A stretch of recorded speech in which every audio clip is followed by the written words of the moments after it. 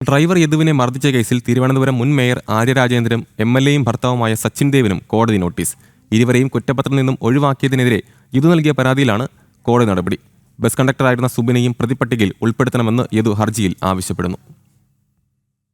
തിരുവനന്തപുരം മുൻ mayor Arya Rajendran, Sachin Dev MLA, മേയറുടെ സഹോദരൻ അരവിന്ദിന്റെ ഭാര്യ എന്നിവരെ കേസിൽ നിന്ന് ഒഴിവാക്കിക്കൊണ്ടാണ് cantonment police Thiruvananthapuram judicial first class magistrate കോടതിയിൽ കുറ്റപത്രം സമർപ്പിച്ചത്. മേയറുടെ സഹോദരൻ അരവിന്ദിനെ മാത്രം പ്രതിയാക്കിയ കുറ്റപത്രം തള്ളണമെന്നാവശ്യപ്പെട്ട് യദു കോടതിയെ സമീപിച്ചിരുന്നു. ഈ ഹർജി സ്വീകരിച്ചാണ് കോടതി ആര്യ രാജേന്ദ്രനും സച്ചിൻ ദേവിനും നോട്ടീസ് അയച്ചത്. എഫ്ഐആറിൽ പേരുള്ള എല്ലാവരെയും പ്രതിയാക്കണമെന്നും ഇപ്പോഴത്തെ കുറ്റപത്രം റദ്ദാക്കണമെന്നുമാണ് യദു ആവശ്യപ്പെടുന്നത്. ബസ് കണ്ടക്ടറായിരുന്ന സുബിനെയും പ്രതിപട്ടികയിൽ ഉൾപ്പെടുത്തണമെന്ന് യദുവിന്റെ ഹർജിയിലുണ്ട്. സുബിനാണ് ബസ്സിലെ മെമ്മറി കാർഡ് നശിപ്പിച്ചതെന്ന് യദു ആരോപിക്കുന്നു. മേയർ ഉൾപ്പെടെയുള്ളവരുടെ സമ്മർദ്ദത്തിന് വഴങ്ങിയാണ് പ്രവൃത്തിയെന്നും യദു ചൂണ്ടിക്കാട്ടുന്നു.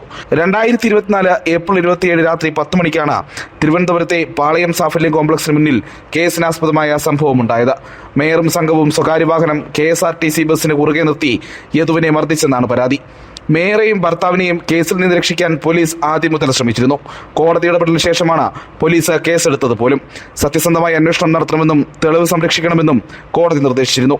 ഈ ഉത്തരവുകൾ നിലനിൽക്കെയാണ് പ്രധാന പ്രതികളെ ഒഴിവാക്കി കുറ്റപത്രം സമർപ്പിച്ചത്. ജനം, തിരുവനന്തപുരം.